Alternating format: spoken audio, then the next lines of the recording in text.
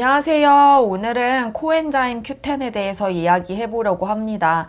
여러분들이 영양제 드실 때 코엔자임 Q10도 많은 분들이 영양제 루틴에 포함해서 드시고 계신데요.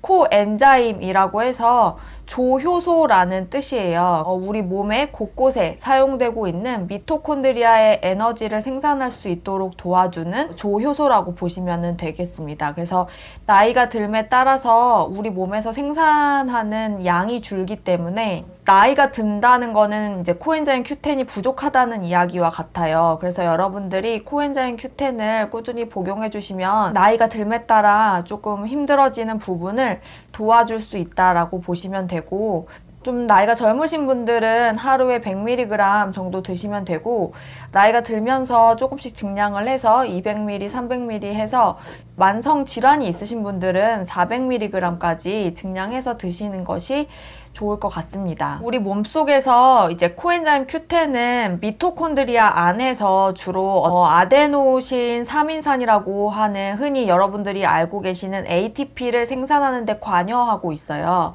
그렇기 때문에 에너지를 내는 데 필수적인 요소라고 보시면 될 것 같고요. 실제로 한 연구에서 42명을 대상으로 해서 편두통을 가지고 있는 분들에게 코엔자임 Q10을 위약과 함께 복용하게 했던 사례가 있는데요.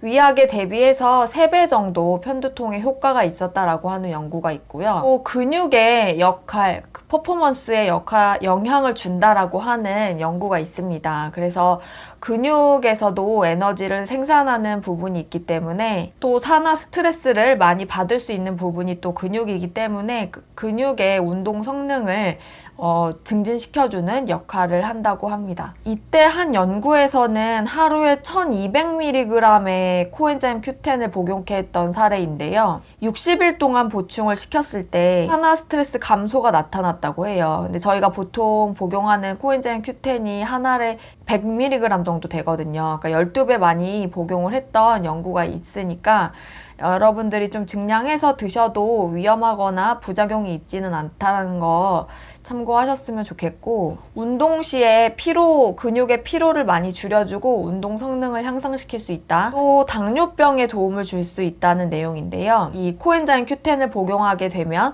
인슐린 민감도가 증가를 하고 혈당 수치를 조절할 수 있다고 합니다.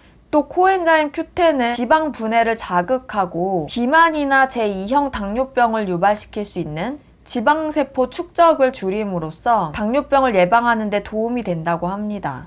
또 7번째로는요, 암 예방을 할 수 있다는 내용인데요. 산화 스트레스 자체가 세포를 손상시키고 세포 기능에 영향을 미칠 수 있잖아요. 여러분들 몸이 우리가 자연적으로 발생하는 산화 스트레스, 산화적 손상에 대해서 맞서 싸울 수 있어야 되는데, 그러한 이제 능력을 코엔자임 Q10이 도와줄 수 있기 때문에 너무 많은 산화 스트레스로 인해서 세포가 손상되고 구조적 파괴를 일으키는 암 유발을 예방할 수 있다라고 하는 내용입니다. 실제로 암 환자들도 코엔자임 Q10의 농도가 체내에 낮다고 해요. 8번째는 뇌에 좋다는 건데요. 뇌세포에서도 미토콘드리아가 에너지 생산을 하게 되는데, 이 미토콘드리아가 뇌에서 기능을 잘 하지 못하면 알츠하이머라든지 뇌세포 사멸, 파킨슨병과 같은 질병들이 나타난다고 해요. 불행하게도 뇌는 지방산이 많이 함유되어 있고 산소를 많이 사용하기 때문에 산화 스트레스가 어쩔 수 없이 많은 부위 중에 한 곳이라고 해요. 그래서 산화 손상에도 취약한 곳인데, 이럴 때일수록 코엔자임 Q10을 충분히 복용해 주면서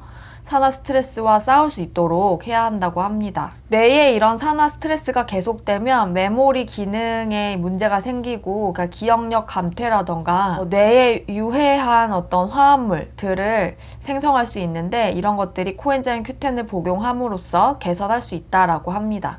9번째로는요, 폐를 보호한다고 하는데요. 우리 모든 기관 중에서 폐가 가장 산소와 밀접하게 이제 접촉하는 부위인데, 때문에 폐 또한 산화 스트레스에 취약한 기관 중에 하나라고 해요. 따라서 폐의 산화 스트레스를 잘 조절하지 못할 경우에는 천식이라든지 폐 질환들을 유발시킬 수 있다고 합니다. 실제로 천식을 앓고 있는 사람들에게 코엔자임 Q10이 염증을 줄이는 데 도움을 줬다라고 하는 연구가 있고요. 만성 폐쇄성 폐 질환을 가지고 있는 사람들의 운동 기능을 향상시켜줬다고 하는 연구가 있습니다. 코엔자임 Q10에는 유비퀴놀 두 가지 형태가 있는데요. 실제 유비퀴놀이 우리 코엔자임 Q10의 90%를 차지하고 있는 형태라고 보시면 되고, 적정 복용량으로는 하루에 100mg에서 200mg 정도가 보통 사용되는 설량이고, 500mg까지가 안전하다라고 볼 수 있는 설량이래요. 코엔자임 Q10은 지용성이에요. 그렇기 때문에 식후에 드셔주시는 게 도움이 되겠습니다.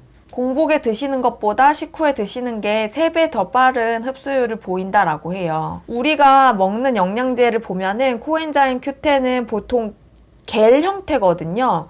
겔 형태의 영양제들이 그 안에 코엔자임 Q10 가루뿐만 아니라 기름 형태가 많이 충전재로 들어가 있어요. 그래서 대표적으로 코코넛 오일 이런 것들이 이제 많이 들어가져 있기 때문에 여러분들이 공복에 드신다고 해도 기름과 함께 섭취를 하는 게 되기 때문에 큰 상관은 없지만, 그래도 되도록이면 이제 식후에 드셔주시는 것이 도움이 되겠습니다.